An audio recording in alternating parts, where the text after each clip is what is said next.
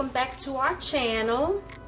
I am back today with another tasty recipe for you guys.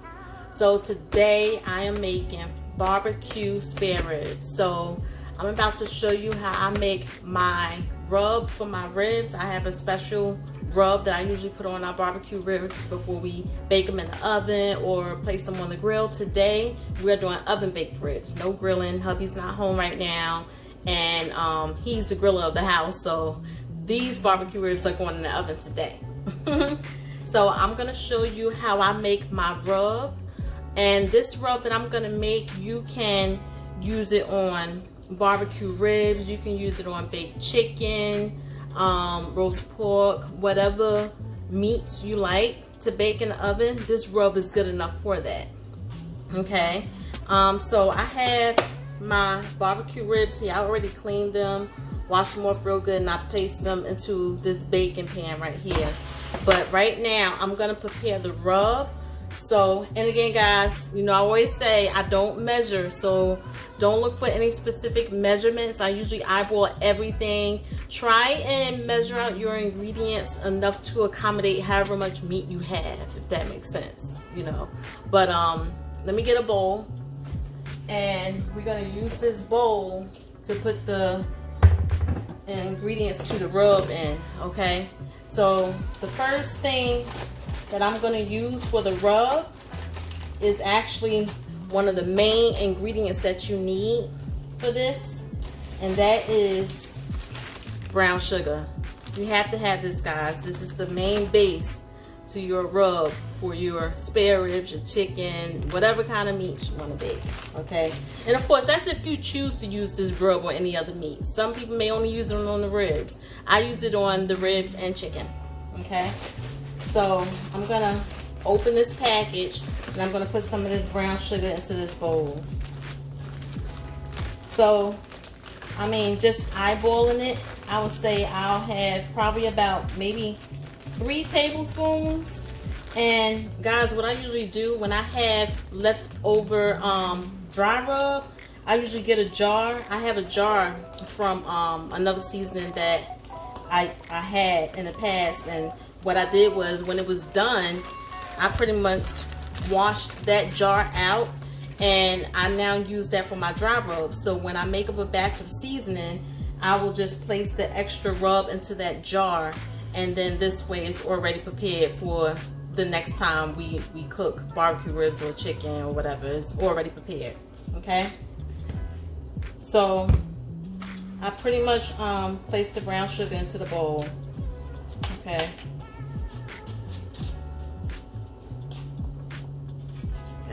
The brown sugar, okay?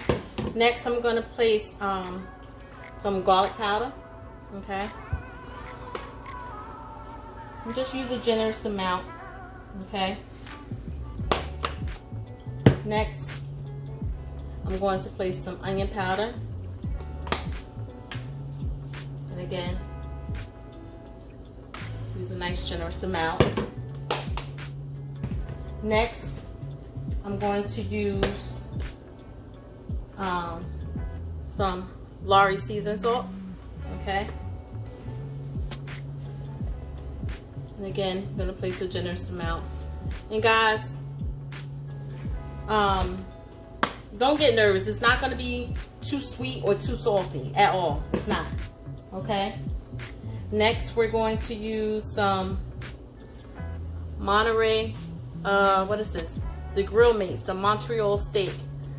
This is some really good seasoning, and actually there's another YouTuber that sorry about that guys. Okay, so I think I was in the middle of telling you guys that I also use the Grill Mates Montreal steak seasoning in my dry rub for my barbecue spare ribs. So there's another YouTuber that I watch, and she actually uses this ingredient in her dry rub. So yeah guys, it's a game changer. You should try it. But like before I started using this, I was just using the Lorry's, and also I can't forget the I got one more ingredient. Give me 1 second.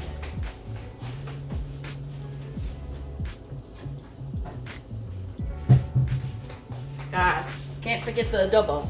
We also use adobo in the dry rub, okay? So put a nice generous amount, not too much. Okay. All right, guys, and the last thing that we usually put in our dry rub is black pepper. Gotta have some black pepper. Okay. So once you mix all these things together, just grab yourself a spoon or a fork and stir everything up. Make sure if you rinse your fork or your spoon off, make sure you dry it before you place it into the bowl with the seasonings, because you have sugar in there and the sugar will just begin to stick to the fork. So I'm gonna stir all this up real quick, and then once I have everything blended, I'll be right back, okay? Right. Okay guys, so I'm done blending the seasonings together. You know, I had to mix that up really good. So I have a nice portion of seasonings here. So once I'm done seasoning the ribs that I have here in this pan, I'm gonna place the extra seasoning into a jar and save it for another meal, okay? So right now what I'm gonna do is I pretty much spread all of my meat out in the pan, just like that. So next what I'm gonna do is I'm gonna take a little bit of extra virgin olive oil and I'm gonna place this on the meat, just a little bit. And this is to help give it that texture it needs to help the seasoning adhere to the meat so that the seasonings don't fall off the ribs. Okay, so not a lot, don't use a lot, you know, just use a little bit. Okay, that's fine. So what I'm gonna do now is I'm just gonna mix all this up together. Okay, mix all this up together. Now what I'm gonna do is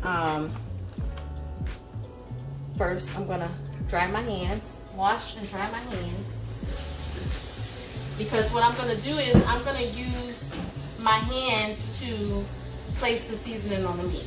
Okay,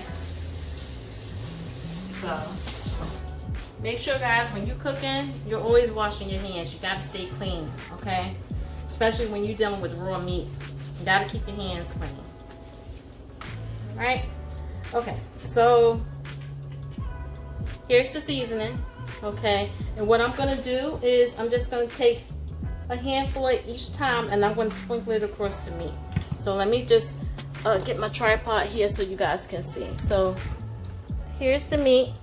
I'm just literally going to brush over like a nice generous portion over all the meat. And guys, after you season your meat, make sure that you're not placing it immediately in the oven, because what you want to do is you want to make sure that this seasoning blends and marinate down into your meat. So just let it sit for about, I'd say about 20 minutes should be good enough. And then you'll see that all of those sugars is just going to melt down into the meat and become liquidated. Okay, so actually liquefied, I should say. It's gonna become liquefied.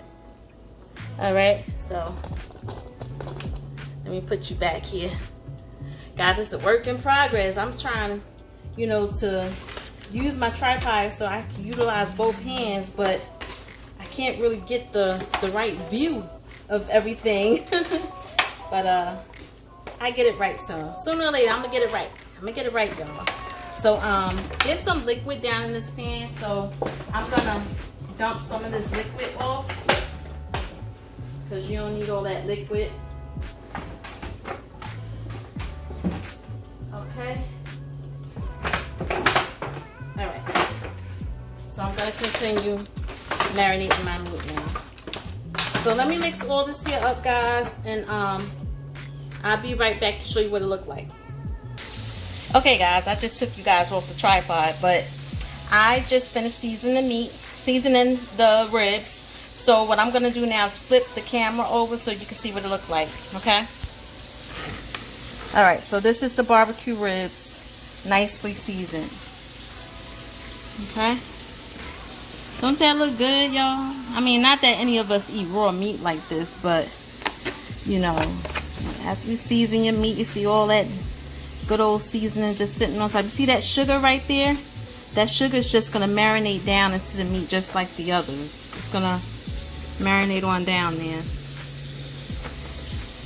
And guys, with this dry rub, you don't necessarily need barbecue sauce. If you don't want barbecue sauce, you don't have to have it, because the seasoning is going to have just the right sweetness and spiciness to it, to the point where you won't even need anything if you don't want it.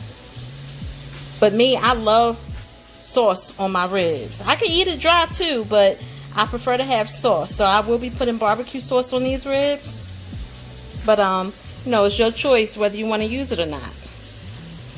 So I'm going to let these sit for about 20 minutes, and then I'm going to show you what I'm going to do next.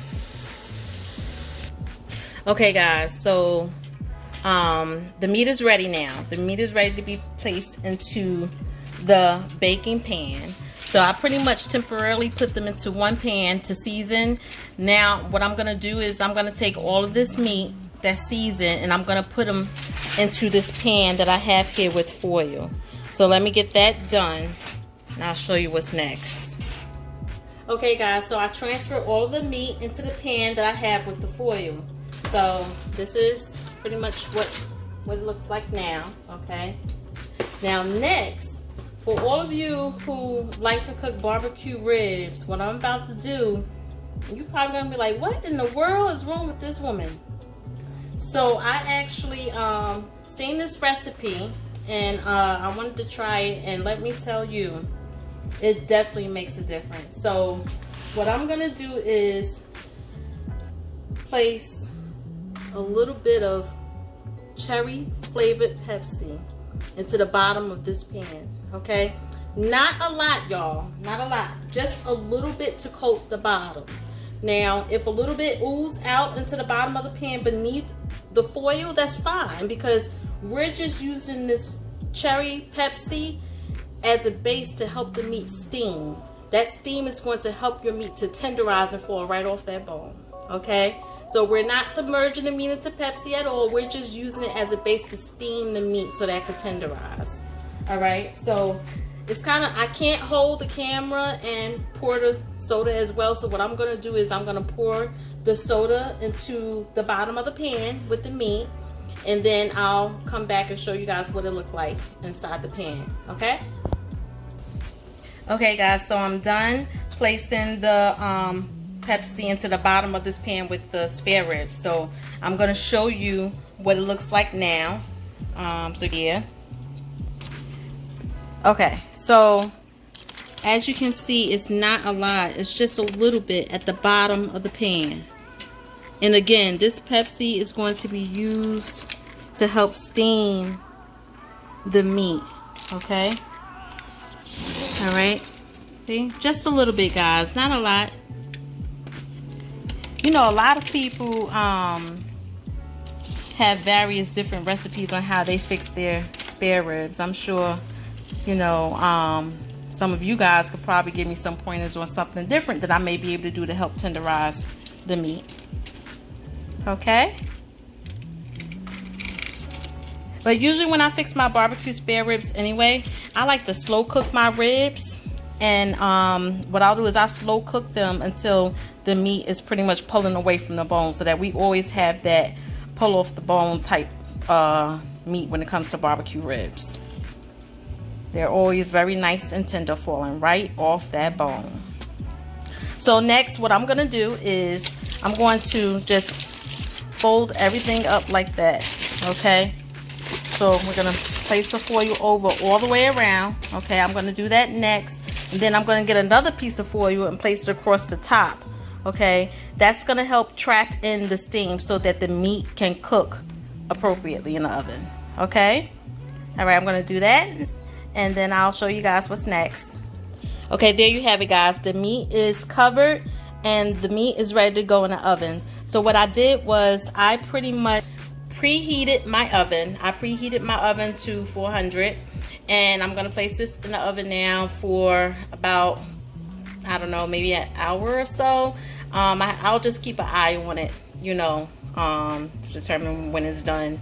But when it's, I can say, when it's halfway done, I'm going to pull them out, and then I'm going to begin to baste it with my barbecue sauce.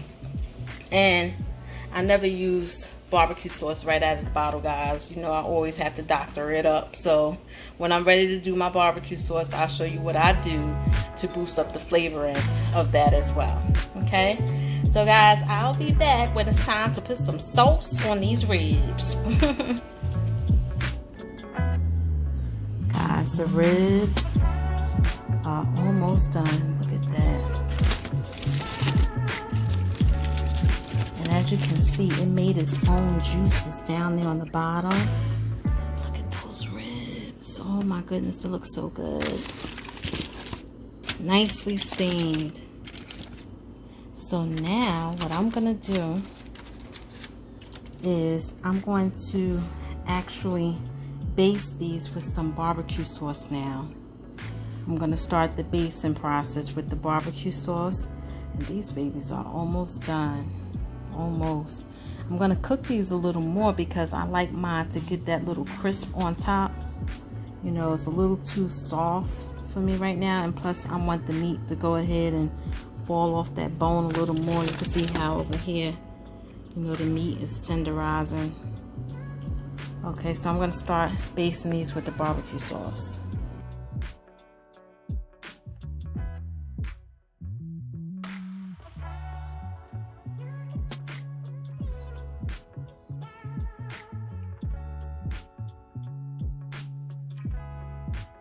Okay, so the barbecue sauce, the first coating is on the ribs. So now I'm going to place these back into the oven. So I drained some of the juice off that was in the bottom of the pan. It was just a little too much because right now main thing is trying to get that barbecue sauce to stick and actually seep down into that meat real good. Okay, so that looks really good, guys. So this is the barbecue sauce that I whipped up really quick. I used Sweet Baby Ray's barbecue sauce, guys, and I just added a little extra brown sugar to the sauce, as well as a little touch of honey. And that's the way I mix up my barbecue sauce. All right, guys, so I'll be back when it's time to put that second coat on. Okay, guys, look at this. They are coming along very, very well. So I just took them out of the oven. This is after their first coating of barbecue sauce. Still not ready just yet, guys. So I pretty much turned the temperature down in the oven. I had it on 425 and I turned it all the way down to 300. Bring that temperature down a little bit. So now I'm going to go in with the second coat of barbecue sauce, and I'm going to place them back in the oven and let it slow simmer. Okay, I'm going to let it slow simmer. So I'm going to do that right now, and I'll show you guys what it looked like when it's all done. That's looking good. Okay, guys, so I put that second coating of barbecue sauce on these ribs, and OMG, look at that. Think that look good, guys? So I'm about to put these right back into the oven, okay? And I'm gonna let these slowly cook down, and you're gonna see how that sauce is just gonna cook down into that meat. You see it look pretty wet right now. Wait and see how these babies look when they come out the oven. It smells so good, guys. You gotta try this recipe. I'm sure you'll like it. It's so good. Okay, I'm about to put these in the oven and I'll show you guys what it look like when they come out.